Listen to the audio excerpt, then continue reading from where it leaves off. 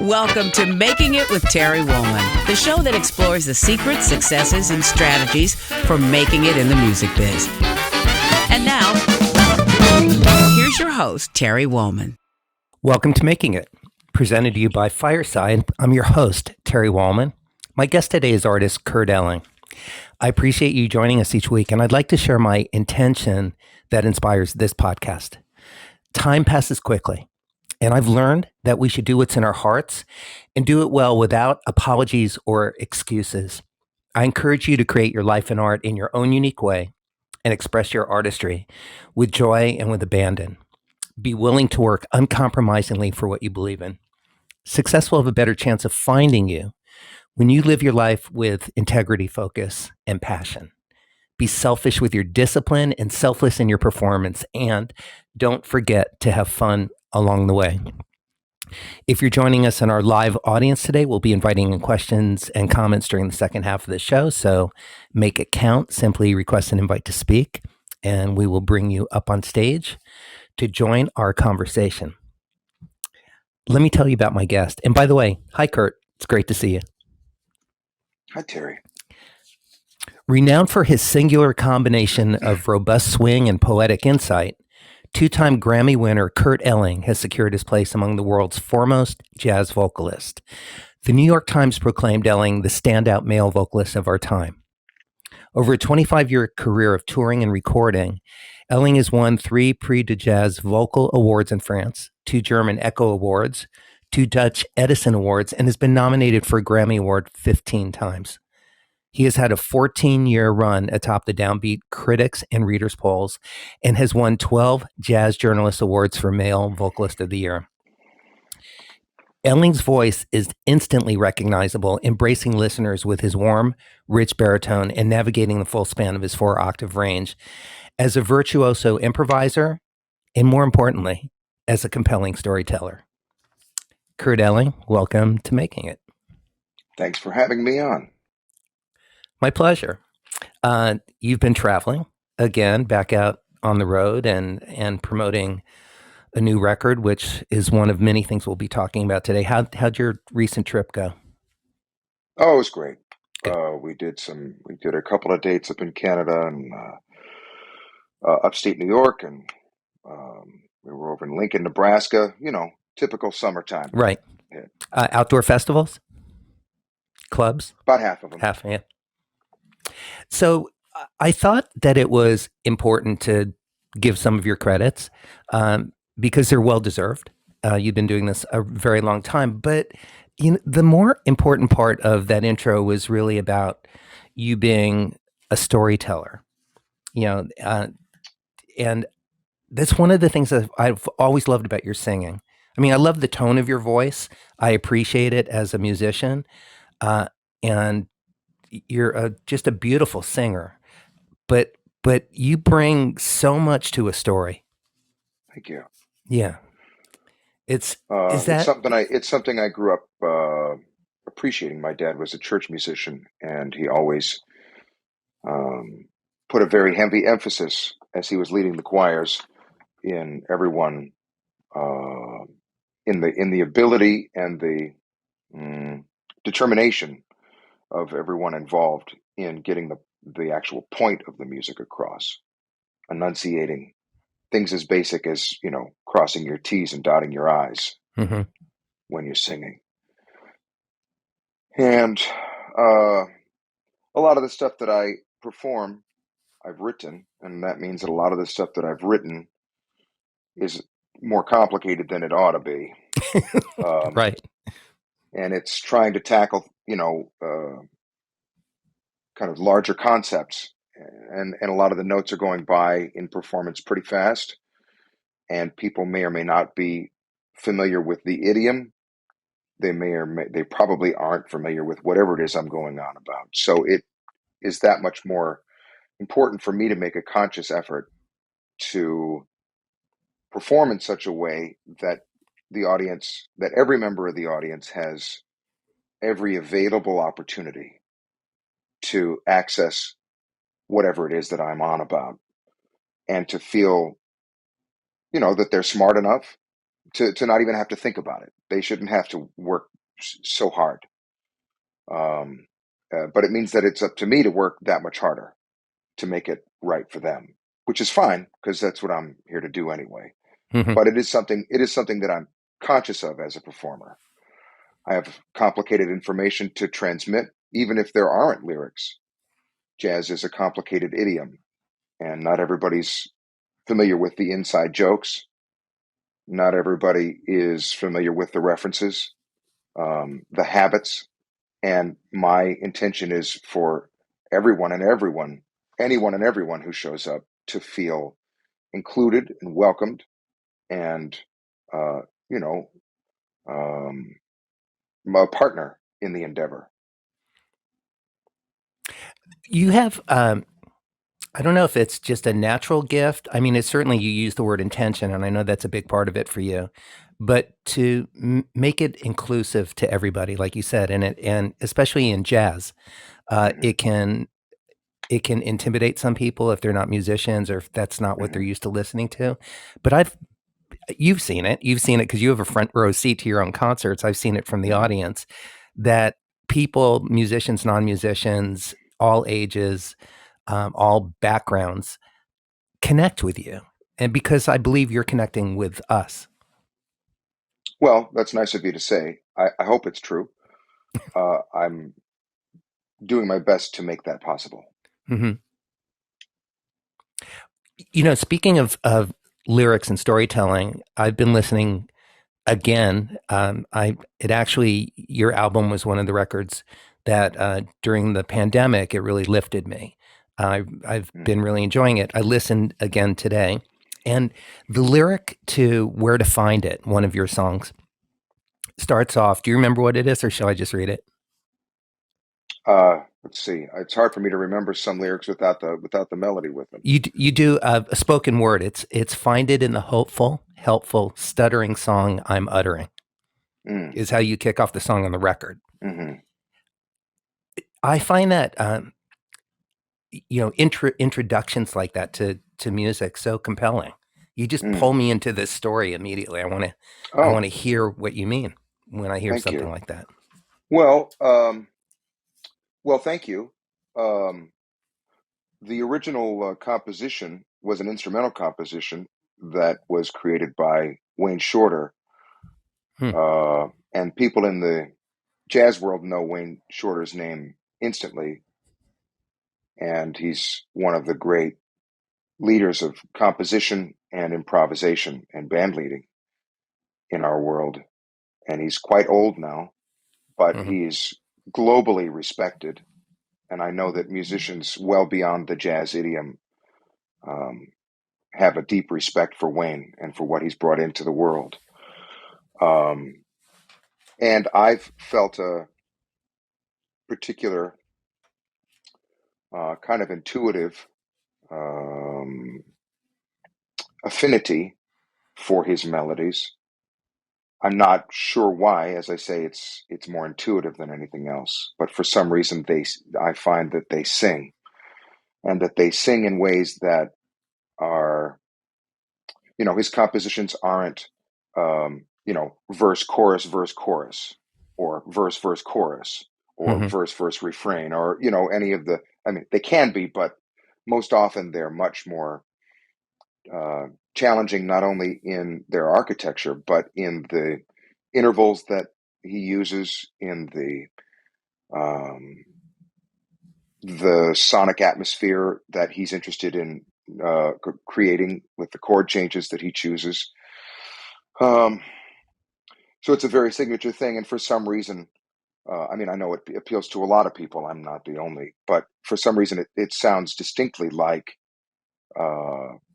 messages being transmitted that I can pretend as a lyricist to be translating from the realm of music or the language of melody.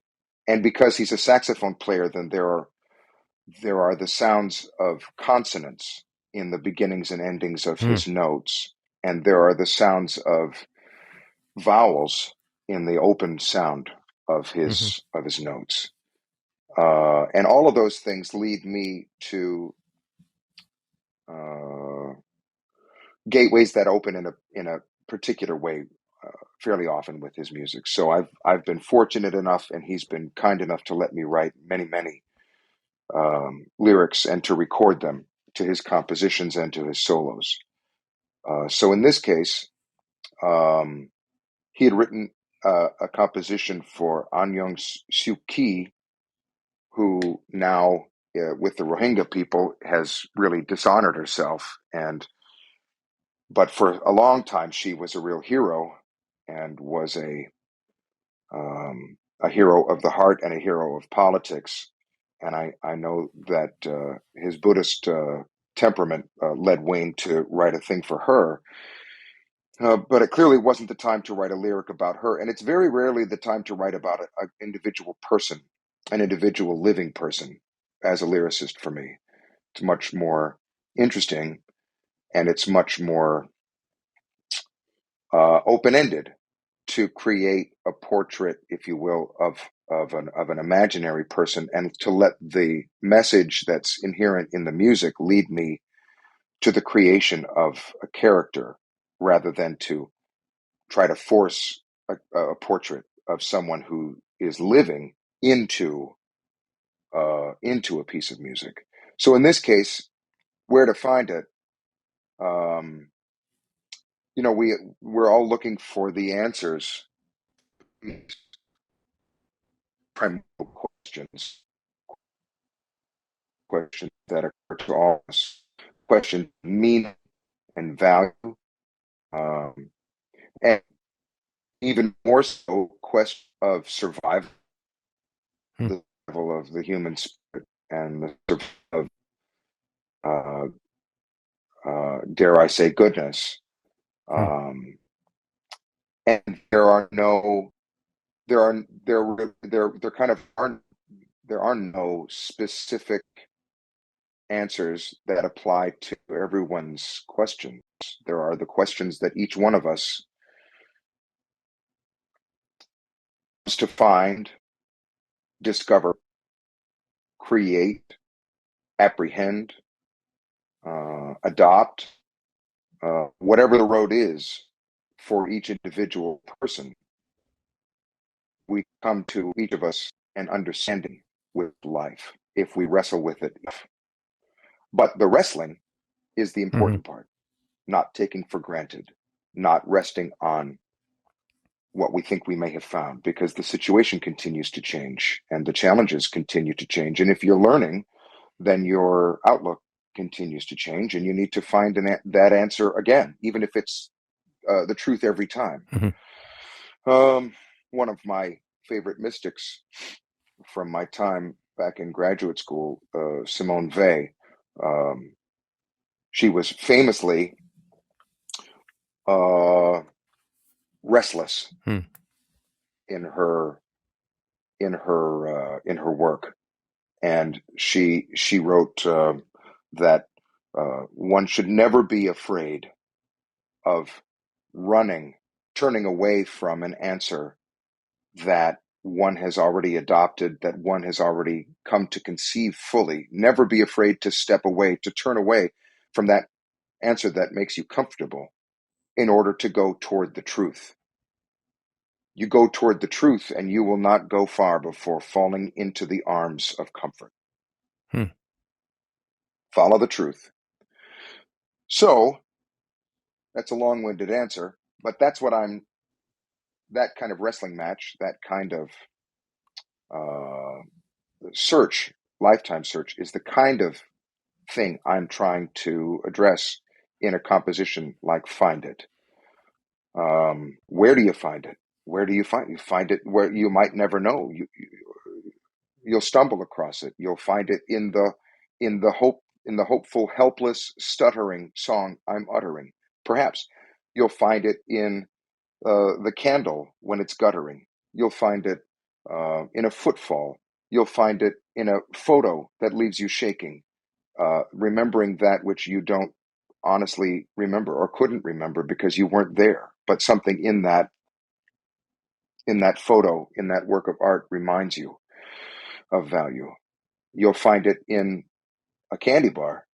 I mean, this is Satori. You never know. And if you are conscious, if you are moving at the correct pace of consciousness, if you're trying to value every incident and every moment, that which is impossible for a human being, but we must try. And strive. We must strive. And I always think to myself, I'll be in an airport someplace, or I'll see someone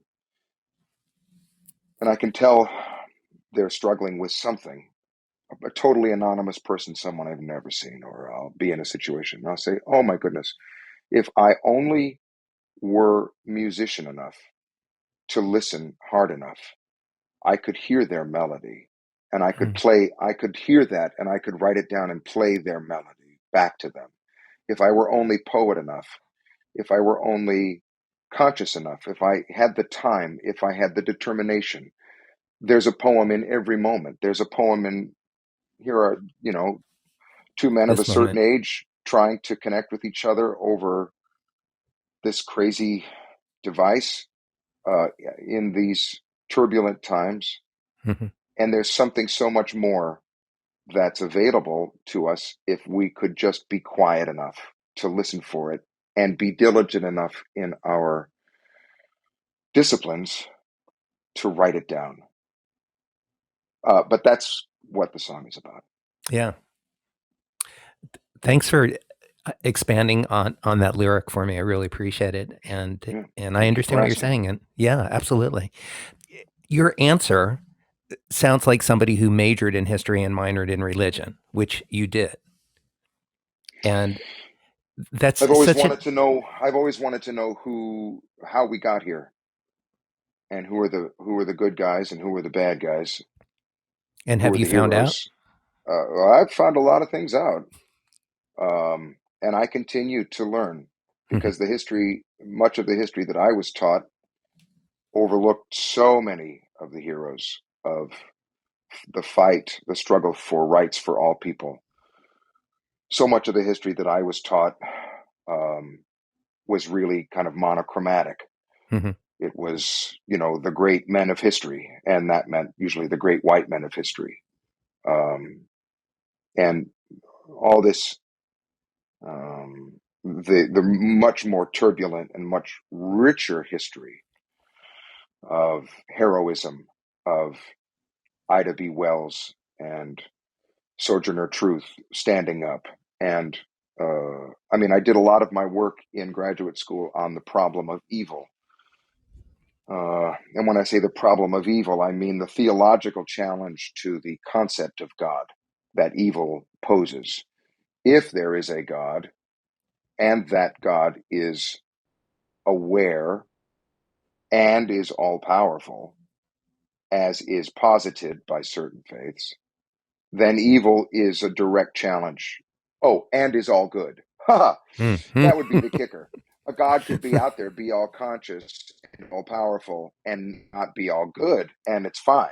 Then that makes logical sense. But you throw in all goodness in there, and you really that being really has got so much more to answer for.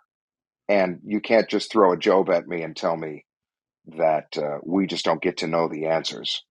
I'm not satisfied with that. And it's got some splaining to do. That's right. So here we are. How do you,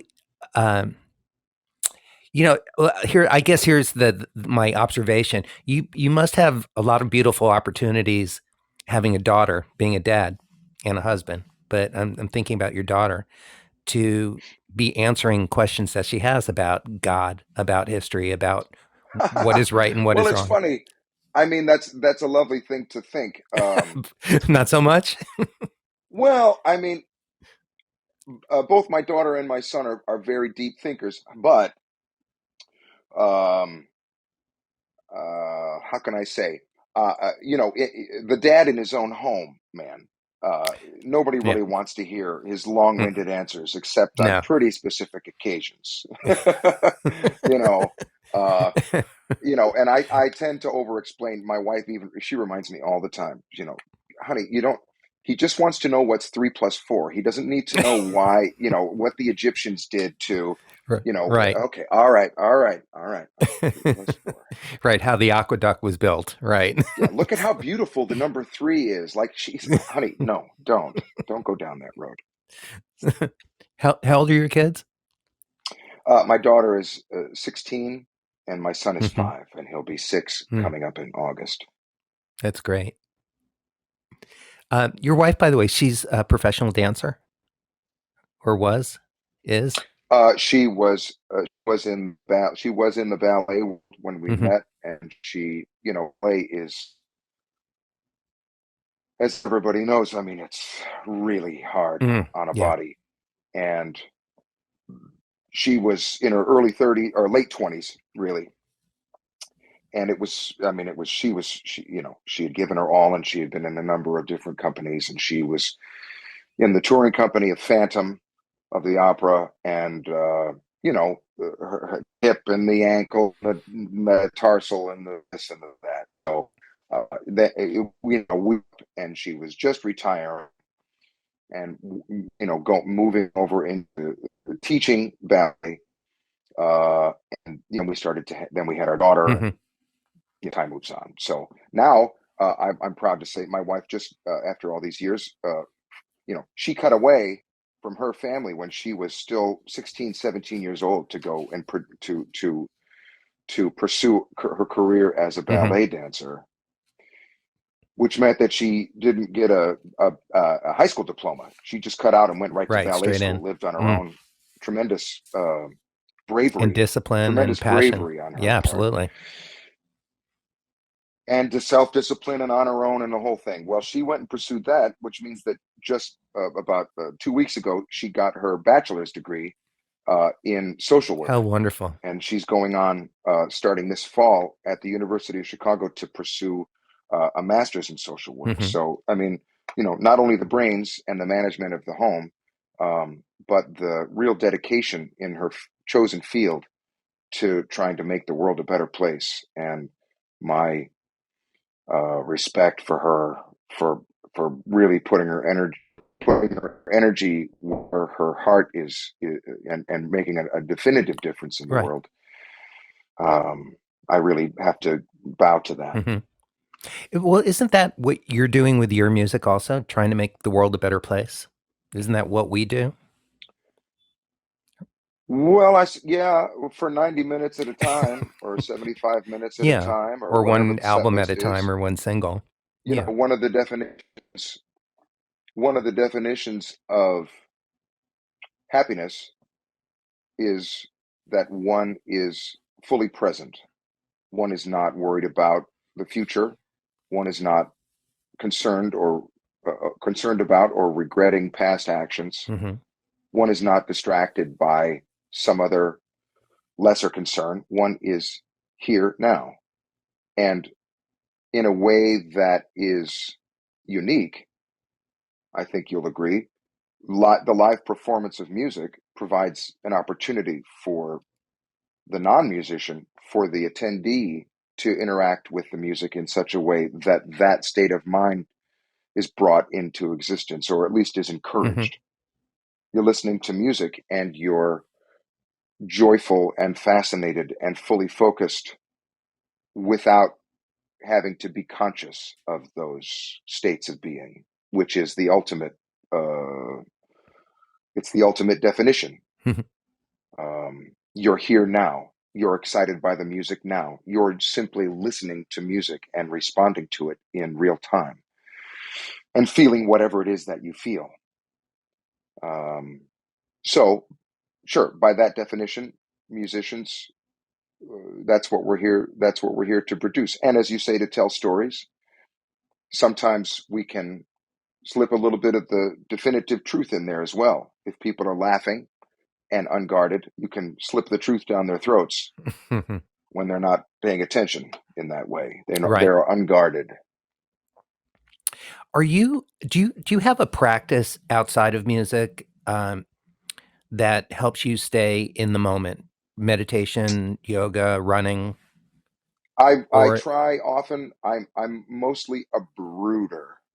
I brood in a very Teutonic sorrows of young Werther kind of way.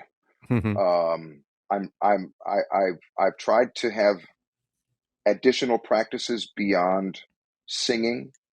Singing, the reverberation of sound in my body, in as much as I am the instrument. The feeling, the emotional satisfaction that I get from that, the intellectual focus that I get from the maintenance of tone, the need to sing in tune, the articulation of words or not words, all of these things, and the interaction in the moment with other musicians. These are all things that focus my mind as much as my mind is there to be focused. And I am similarly, as I described about the audience, I am similarly captivated by the moment or released by the moment, whichever way you'd like to put it. Monkey mind ceases to function, and I myself am here now. Right. I'm here now, singing now. I'm interacting with my musicians now. I'm listening now. And improvisation itself is such a, I won't say a dangerous game, but it's dangerous in an intellectual fashion. It's dangerous in that one might fail. One is taking chances. Yeah, it's thrilling. It's a thrill It ride, is. and it's interactive, and it's tumultuous, and it needs all of one's abilities to do well. All the intellect, all the training, all the technical mastery, all the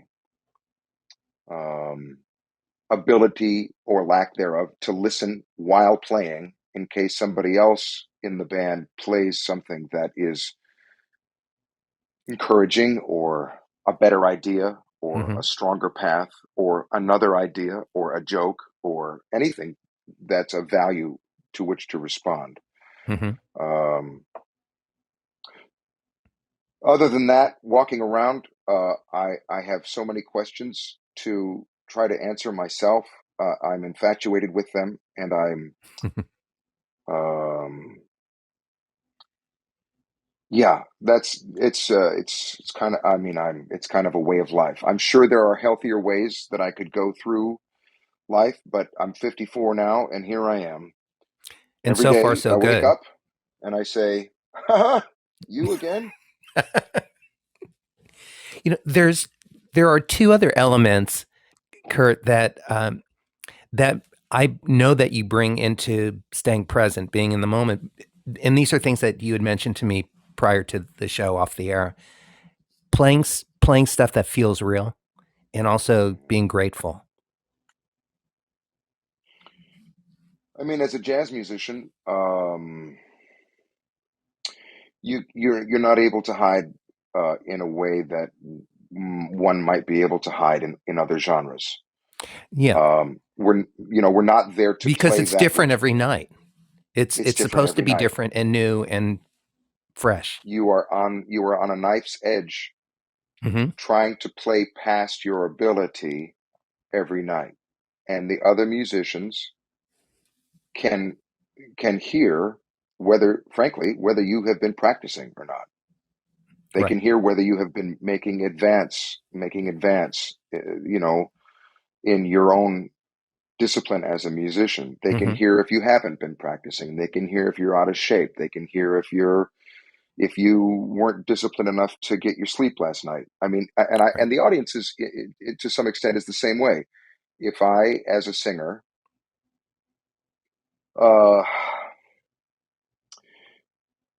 if I haven't practiced for a couple of days, I hear it. If I haven't practiced for a week, the band hears it. If I haven't practiced for 2 weeks, the audience hears it. Joe Sample had told me that years ago when we were working together, the timeline was shorter for him, but same whatever experience. The timeline is. Absolutely. Fill in the blanks. Right. but as a jazz musician, all your intellect and your ability, you're not there to play that which you know you can play well. You're there to surprise, to be available to surprise, and to be able to articulate that surprise in a way that is in tune, in time, in key, is articulate, and is still architecturally sound. And that's a very peculiar level of self-discipline.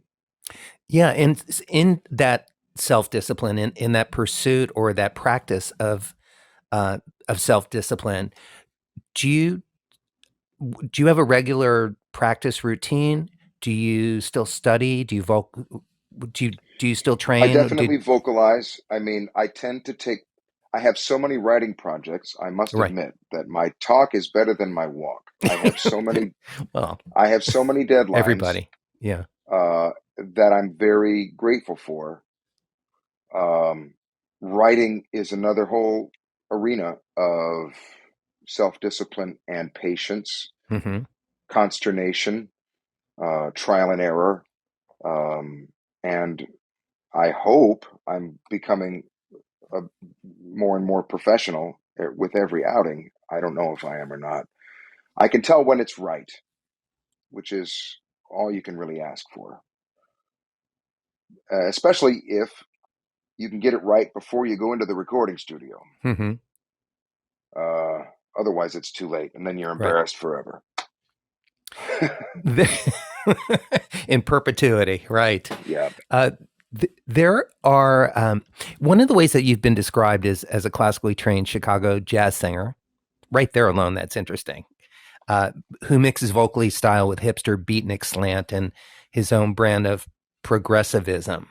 That's pretty wordy, but it's kind of interesting.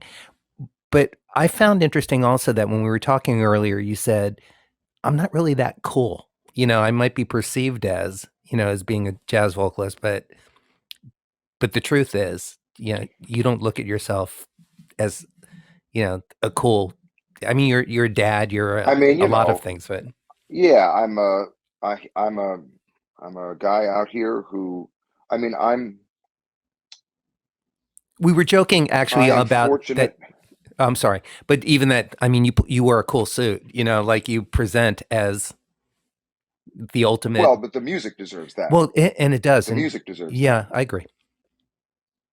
The audience, nobody's paying money to see a guy in a wrinkled suit. Thank you. So Yeah. the audience deserves the best I can give them. Mm-hmm. The music and the history of the music deserves the best that I can give. Mm-hmm. My bandmates, the countless hours that they've spent in rehearsal studios by themselves, learning the craft. Right.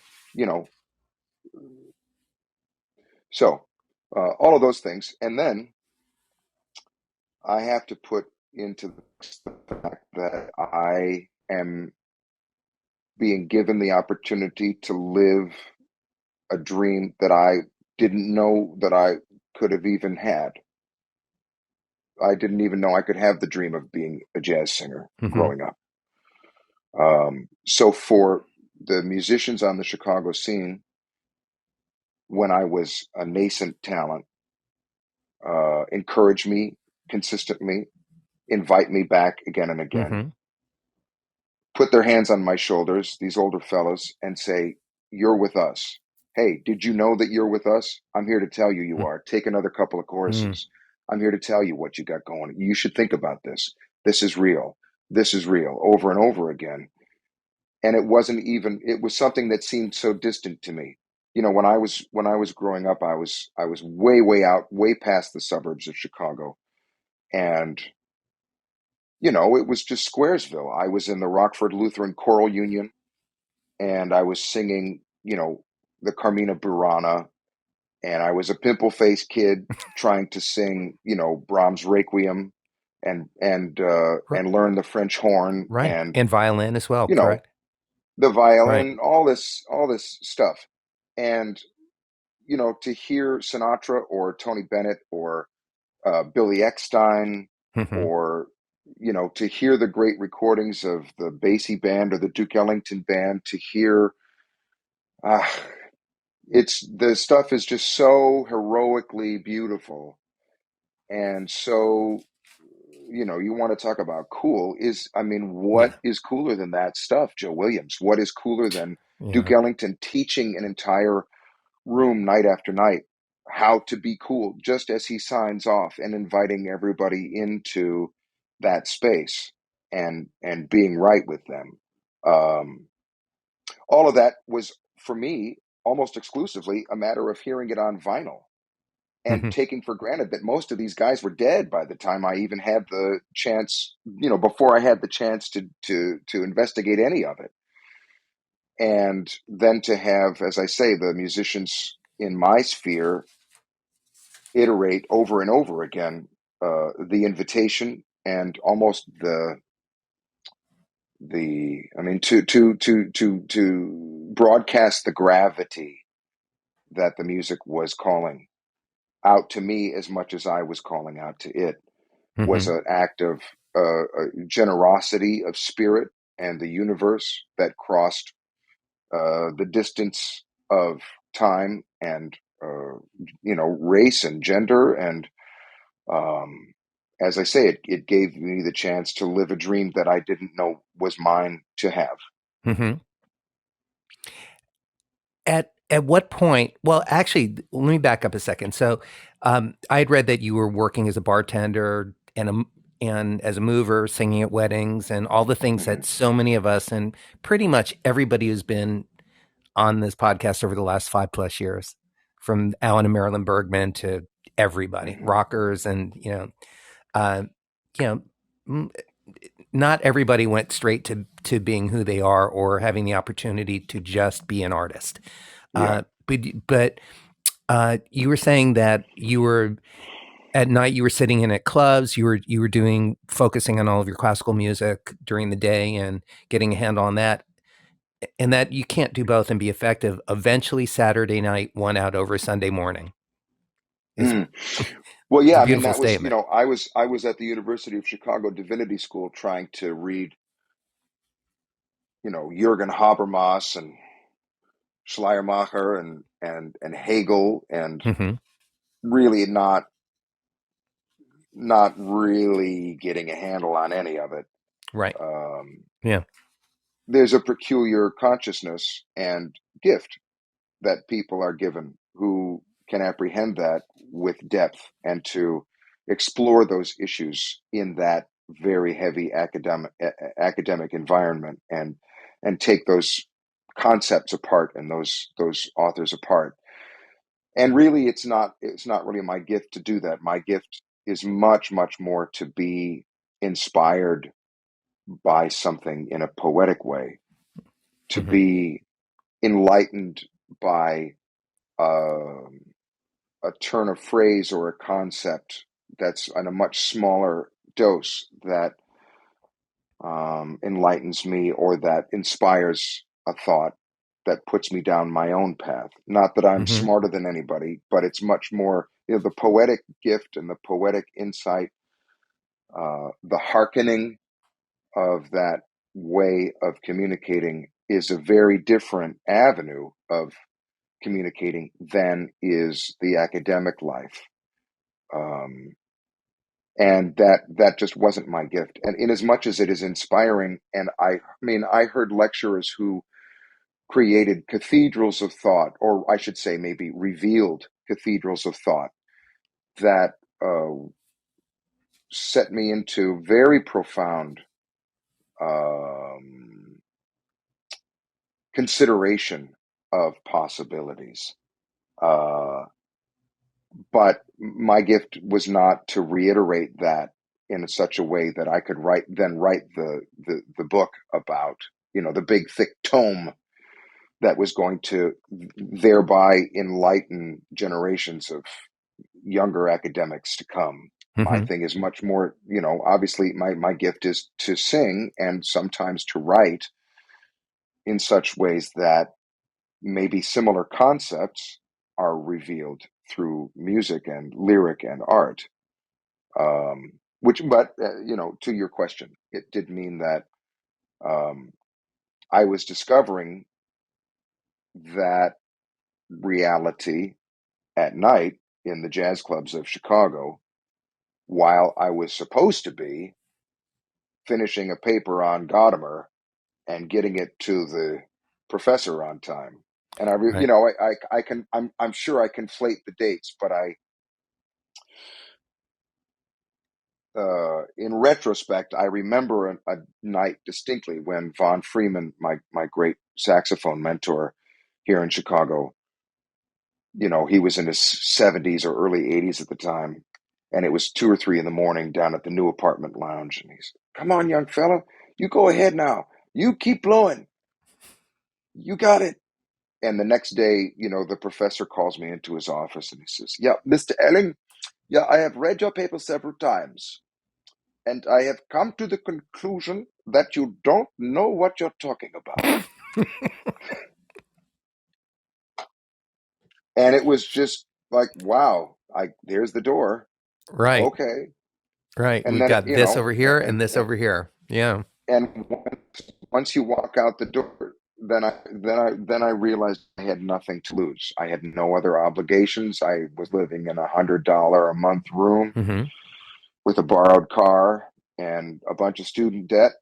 And if there was ever going to be a time to give everything that I could to what I really deeply, truly needed to make of my life, that it was the time to do it. And that's when I put the hammer down and spent X number of years becoming this. And part of that experience, or was that around that time when you went in the studio making what turned out to be your first record, that cassette that ended up going to sent to Bill Trout and to Bruce Lonville at Blue Note, that it helped you, it opened the door to you becoming a recording artist. What was your mindset when you did that? Was it like, I'm going for it, this is the only thing that I know I'm here to do? Or was it just something that you really wanted to do and you were hoping that you would? Yeah, I mean, I was a frisky young fellow. I was a frisky young fellow with a lot of energy Mm-hmm. and verve, and more a great willingness to knock on the door than I had. But as Saul Bellow says, first to knock, first admitted. Sometimes the knock is well intentioned, sometimes not. I just wanted to get stuff into the world, and I felt very confident that at least I could sell something off the stand, cassettes off the stand. Right. I'd be working in a restaurant someplace. I had twisted some poor guy's arm into letting me set up in the corner with a guitar player. Mm-hmm. And, some nice couple. "Oh, you sound great, kid. At least I could sell him a cassette for $5 or Right. something." Mm-hmm. That's really what I was aiming for at the time. I'm like, if it goes bigger, then that's cool. Right. But at least I have that, and I've got steady work in the clubs and in the rooms. And you were loving it. It felt like that was the dream. Right. Yeah. There you go. I was learning. I was singing for people. I was learning the lessons. I had a month's worth of dates booked, and I was the man. No regrets. I was like, wow, this is what success looks like. I'm working in 3 restaurants, 2 clubs, and I've got a wedding date. I must be the man. And some hot meals, a couple hot meals a week. And someplace along the line, look at that. And so we put together a kind of a demo. And as you say, I started to play it for some musicians on the scene over here. And my friend, Fred Simon, of the old group Simon and Bard, he had a manager at the time named Bill Trout, who was based out in Los Angeles. And Bill, I'm sure at least some guys of our age are going to remember Bill Trout. I do. He used to handle the Ohio Players back in the day. And of course he managed Styx, and then and he was kind of the one honest man, I was looking for somebody to just open the door and do it for the sake of, me, I guess. And Yeah. he was really Yeah. gracious about it, and he was like a real grandfather figure or a father figure. And Well, he recognized he your got me talent to and Bruce your Lundvall, who at the didn't he recognize your talent and also your conviction? I would imagine. he went right with it. He went. There you I go. mean, Yeah. I called him, and we had one conversation where he said, "Yeah, of course. It's $500 an hour, and I'll send it around to some nice people, and we'll see what happens." And then he actually heard the music, and he called back and he said, "You know what? Forget that other conversation. I want to manage. Please let me help you. Let's just get you a deal and forget the $500. Forget any hourly rate. We're just going to do this." Nice. And it turned around really quickly. Yeah. And then within a couple of months, he actually got the cassette to Bruce Lundvall over at Blue Note. And Bruce, of course, one of the great record men ever. Thank God he heard it, and he signed me. And, we ended up putting out that demo. They gave me a little cash so I could throw a couple of standards on the record. But we put out that demo, and we got a Grammy nomination for the very first thing out of the box. That's pretty on incredible. Blue Note. So Yeah. that was kind of an elevator ride I didn't see coming, but I was sure happy to embrace it. And I I can couldn't imagine. have been, I could not have been more kindly taken care of, in a record business where you and I both know it can be so treacherous. Oh yeah. And to have Bruce Lundvall as my guy, as my champion, to have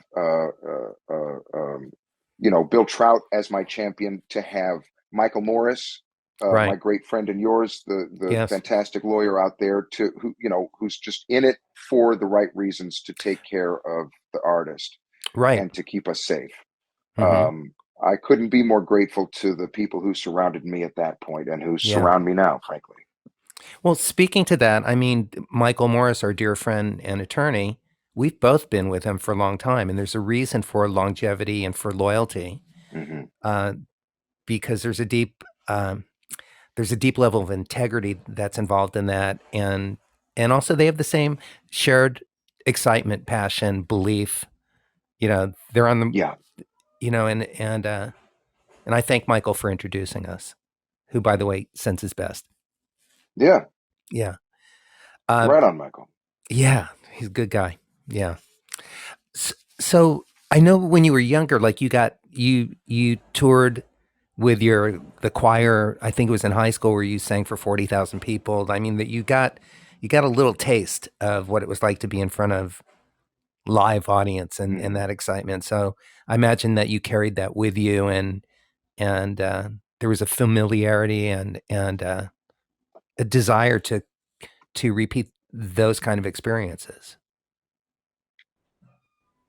Well,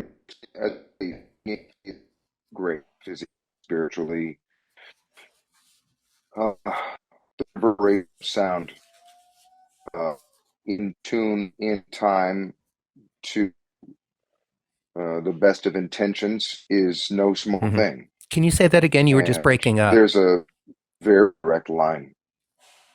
Oh, I'm sorry. I mean, I don't know if I can say it again.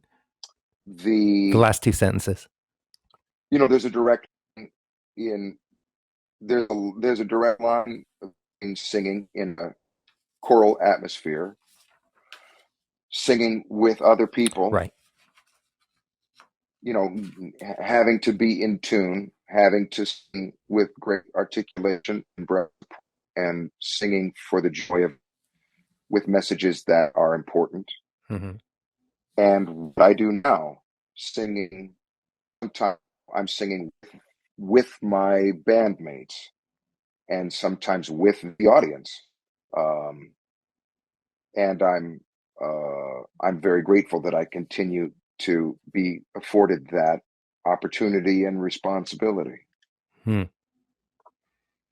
Yeah, there's that's a gift in itself, because we both know a lot of very talented artists who don't get to do it as much as they would like to.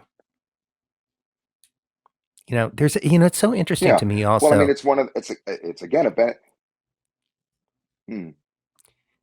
I was saying it's interesting I to was me just going that. to say that Go ahead, Kurt. it's another benefit of being a jazz musician, Oh, right. because it's you don't peak when you're 2 or 18. You know, you can be a real flashy new person Hmm. and impress a lot of people, but longevity is the hallmark of what we're here to do. Hmm. And what one ends up playing when one is 70 is often that much more profound than what one was able to play. And I'm sure that would be so in a lot of idioms, but people aren't given the opportunity to Hmm. continue to develop in that way. Audiences want to hear what they heard in 1976 or whatever, when you first broke.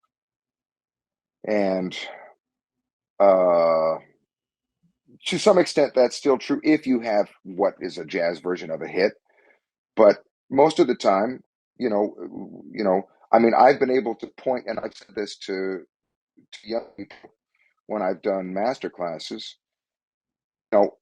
I'm really shooting to be the artist I'm capable of being when I'm 65, 70, 75 years old, when my voice still has the possibility of all of its flexibility and whatever richness it's going to engender. Hmm. And I've got my wits and I've got all the experience and I have yet to start to taper off. That's when I'll be the artist I'm on earth to be. Right. And That's when everything it gets else that I'm interesting. doing now, it's all learning and trial and error and experimentation and mistake making. And I'm grateful that I continue to be given this platform so that I can shoot toward that goal. Right. And then, I was just thinking as you were speaking of hearing Joni Mitchell go back and sing Both Sides Now in her 70s, Mm. to get to revisit with all of her life experience to go sing something she sang and wrote when she was 19 years old, however old she was, to bring a lifetime of experience back to an exquisite and very a song that she had a lot of clarity back then when she was young, a lot of wisdom, but without the Yeah, life lived to back it right. up. It's Just, right. It's already a profound gift to the world that she was able to write it then. How much yeah, more so is it that she can sing it now? right.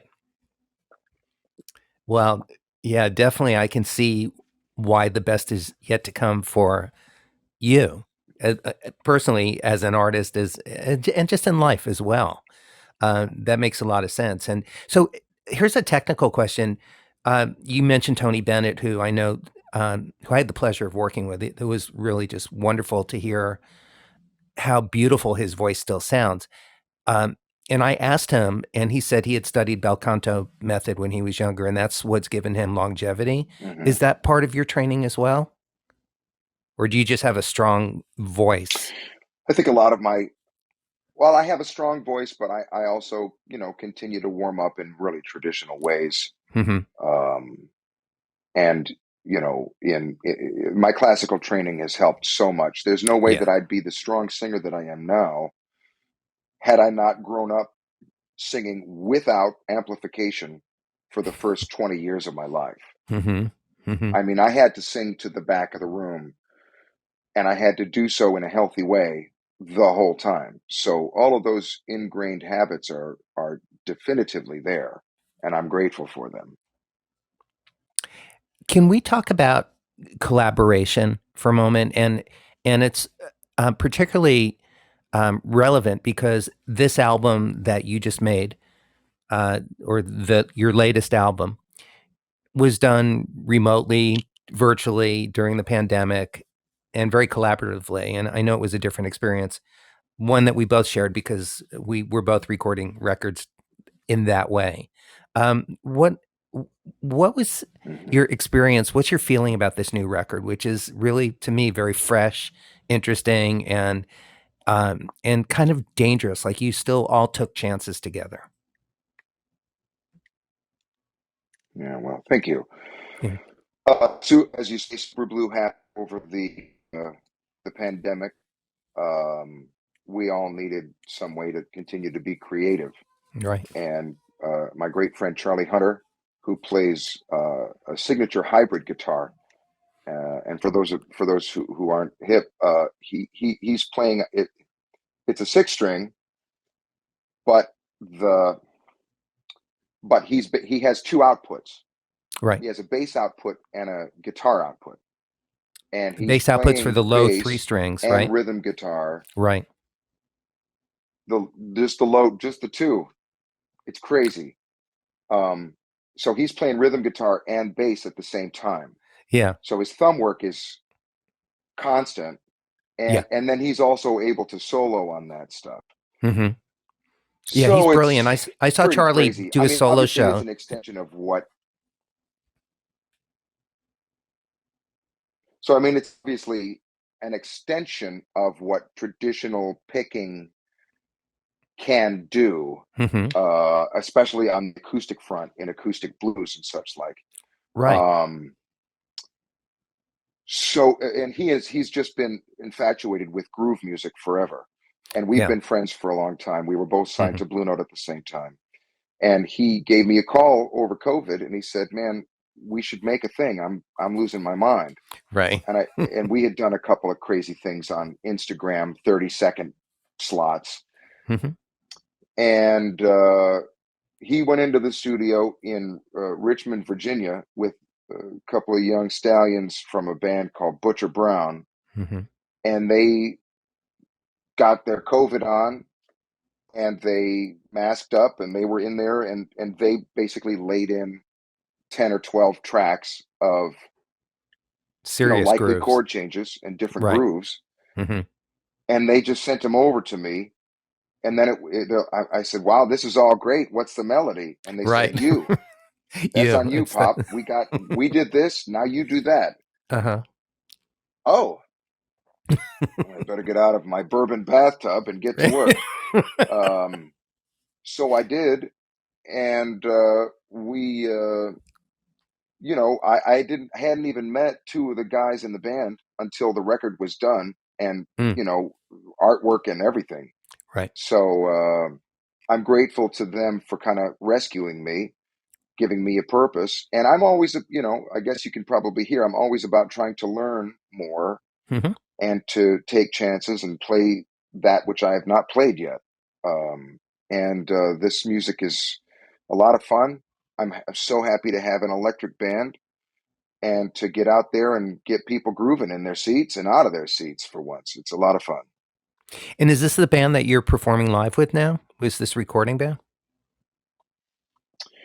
Well, the cats from Butcher have a lot of dates of their own. So Mm-hmm. Charlie and I go out, and then we have maybe 3 different drummers. We've been using the amazing Nate Smith, Yeah. playing drums on a lot of things, and Nate is just breaking all the records right now for creativity and for imagination and groove. He's such a spectacular guy.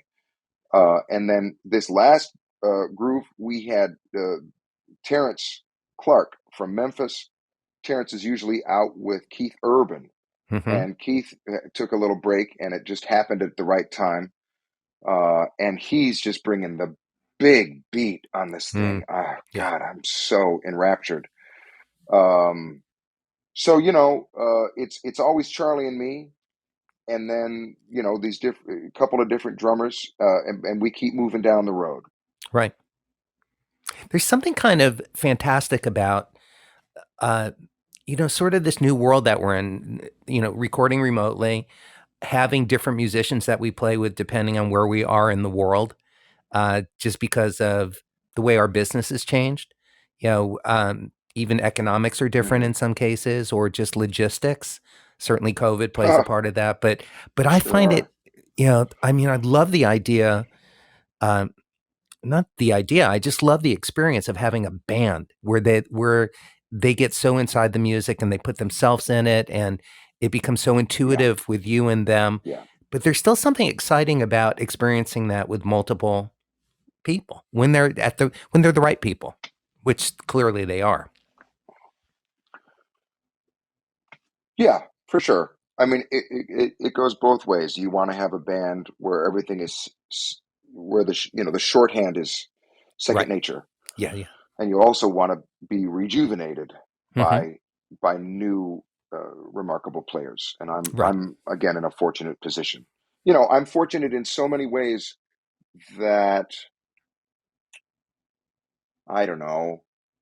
I'm never going to be the huge mega global star. I'm never going to be whatever. I don't even know what other lanes there are, Hmm. but I've got all this creative energy being surrounding me. I have the trust of musicians uh, who whom I respect. Um, I I have a pretty clear identity of who I am within my genre, Oh, and absolutely. I'm happy to bust out, and I'm happy to collab, and I'm happy to learn.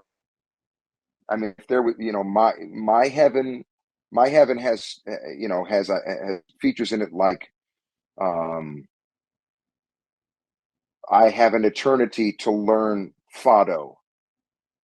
I have an eternity to learn how to sing tango music. I have an eternity to be a classical singer for an eon, Mm-hmm. and to really, and that that's a way to go. That would And be ideal. have you explored that? Meanwhile, I'm a jazz guy. Well, you are a jazz guy, and you did that that really wonderful video duet with Al Jarreau years ago. Uh, and so have you Oh yeah. gone? Have you? Which I love that. It was just fantastic because you both just flung each other off the cliffs. Yeah, the cliff, holding hands. And taking flight. It was just really exquisite. Have you done things like that in the classical world? Have you sung or thought of singing with Andre Bocelli or other classical singers, male and Well, female? I've done some number of things. I got to, Renee Fleming has been Yeah. very kind over the Hmm. years. She's reached out to me on a number of occasions, and we've done a smattering of dates together. Hmm. I want to say I got to do a thing with Lang Lang Hmm. once or twice. Um, and then the orchestra things that I do, but the orchestra things that I do are much more mm, orchestrations of my uh, oeuvre. So, Right. Hmm. I'm available, but my chief thing is, I'm here now because the guys that I want, please, are in heaven looking down, and it's John Hendricks and Mark Murphy and Joe Williams and Sinatra and Billy Eckstein and Count Basie and Ben Webster and Dexter Right. Gordon, and they're looking down from heaven, and I'm singing for them. And my goal is that they say, "That's our guy. You see that guy over there? Yeah. That's our guy. We're looking for him up here." So the outer borough genres, I'm happy. Hmm. That's for heaven. That's when I Right. have an unlimited amount of time. On Hmm. earth, I'm here to do this, and I got a lot of work to do Right. You know your to live purpose. up to that. Hmm. And also Yeah. not just the great singers whose shoulders you stand on, but the great poets too. I mean, not to diminish the value of words. I mean, you're So a much to wordsmith learn. as well. Yeah, absolutely. By the way, I know you were It's nice of influenced you to by, say that. I'm giving it all I got. well, that's what we're supposed to do here. And you do it beautifully. Yeah. Were you, by the way, influenced at all by Gil Scott Heron? Because I know you love spoken word, or is that a Oh little God, too, yes. I mean, okay, me as well.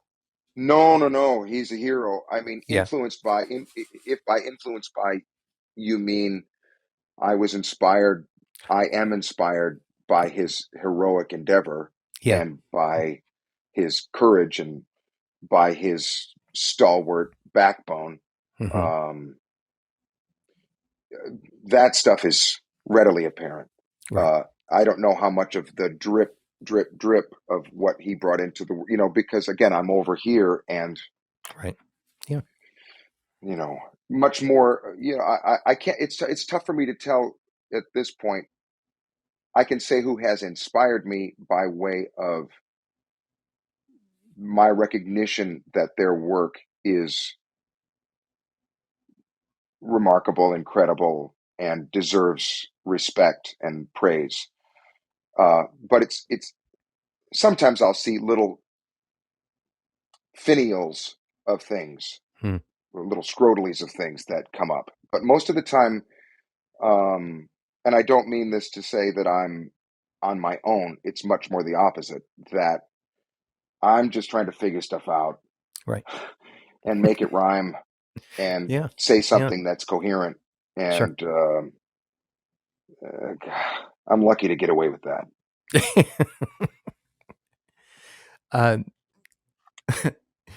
That's a great comment. I know that luck is a part of it, but it's also deserved. I mean, you show up, you do the work. I don't think everybody does. Definitely that gets present. the opportunity. Right. I have no other marketable skills. It's a good thing. Before I ask my 3 closing questions that I ask all of my guests, I'm curious, what's changed, if anything, about your perspective in life as you've gotten older?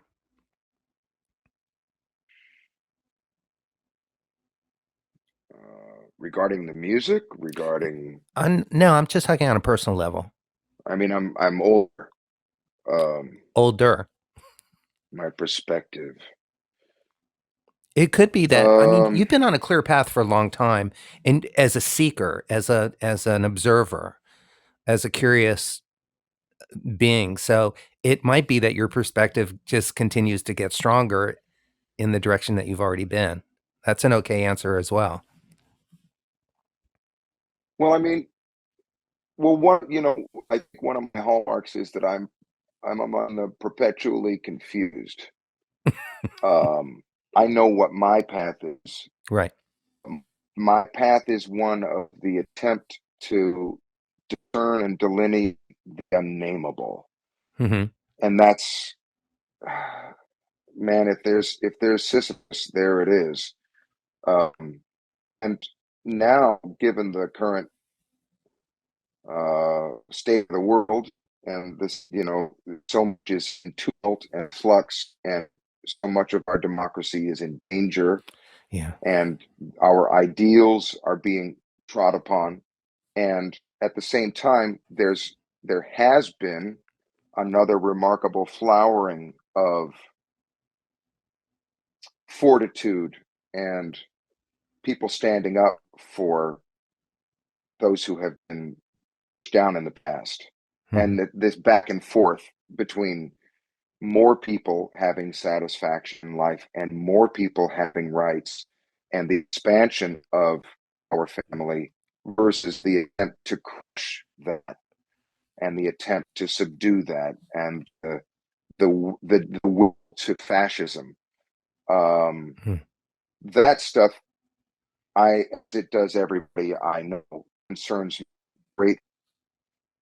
And it makes me in some ways more confused than I've ever been. Where I thought, by the time 54, you're really going to know what the deal is. You're going to have it well in hand, and you can kind of relax, and you'll know what the deal is. And I know less now than I do ever. Yeah. I know what I'm here to do, but I don't know what it's doing. Mm-hmm. Yeah, you and me both, brother. Yeah. My closing questions, and then I'll turn it over to you if you've got any final thoughts. The first is, since the show's called Making It, what does making it mean to you both personally and professionally?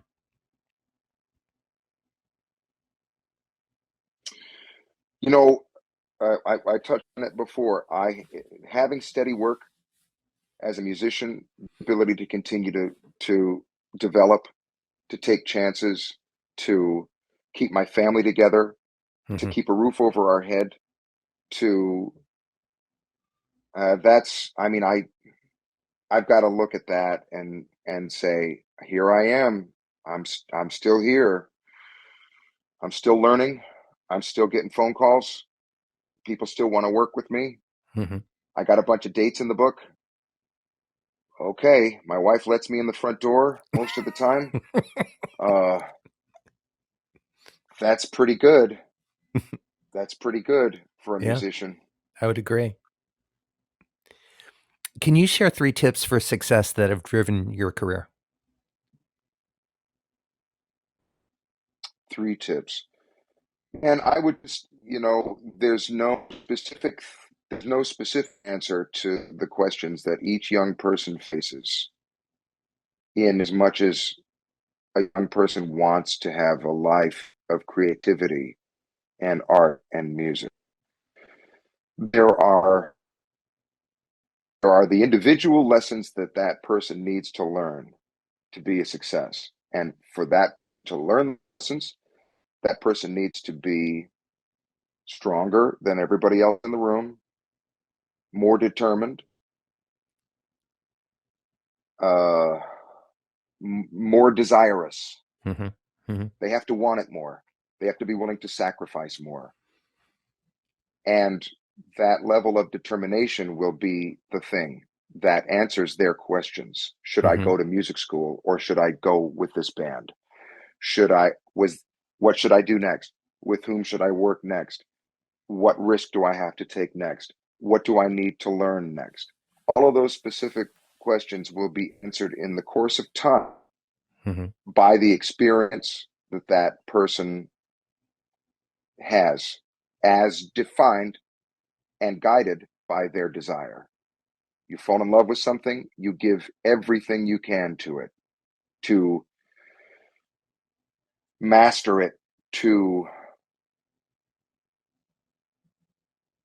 articulate it, it's just a matter of the sacrifices that each individual is willing to make. And that's the only secret to any portion of this. Right. That I've found. Yeah. Thanks for that answer.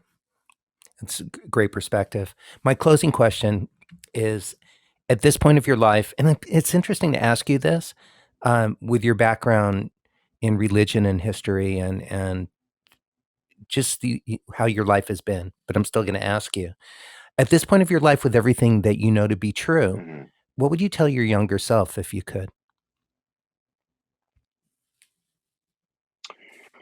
Oh, dude, enjoy it more. Enjoy it more. Relax a little bit. Mm-hmm. You don't have to grip the wheel so tight. It's going to be fine. Right. Yeah, definitely. Don't forget to frolic. It's perfect. Thanks, Kurt. Closing words? Yeah.